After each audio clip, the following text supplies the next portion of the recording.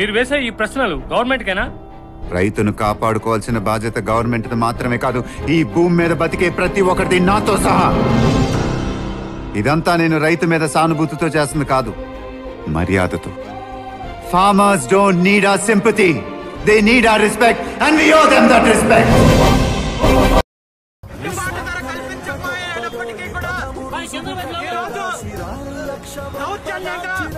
బలవంతంగా వేలాది ఎకరాలు రైతుల భూములను బలవంతంగా లాక్కొని అక్రమ కంపెనీలకు కట్టబెట్టే ప్రయత్నం చేస్తుంటే, దీని మీద రైతులు చేస్తుంటే పోలీసులను అడ్డం పెట్టుకుని భయభ్రాంతులకు గురి చేస్తూ రైతుల్ని అరెస్ట్ చేసి ఇబ్బంది పెట్టే కార్యక్రమం చేస్తున్నారు.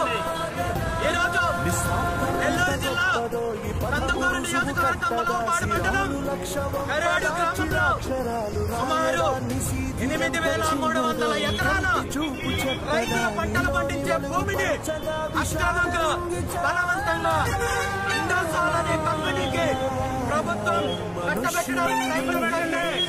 గత 2 నెలల నుండి రైతులు దీని మీద ఎన్ని రకాలుగా పోరాటం చేసినా స్పందించకుండా ఇబ్బంది పడుతున్నారు. కాబట్టి ఈరోజు రోడ్డు మీదకి వచ్చి రైతులు నిరసన చేసే కార్యక్రమం చేశారు.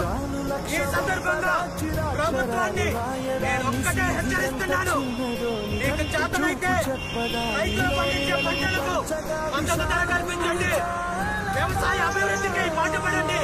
అంతేగాని రైతుల భూములని దోపిడీ చేస్తామంటే ఊరుకునేది లేదు. మీకు తగిన గుణపాఠం చెప్తామని చెప్పి ఈ సందర్భంగా తెలియజేస్తాం.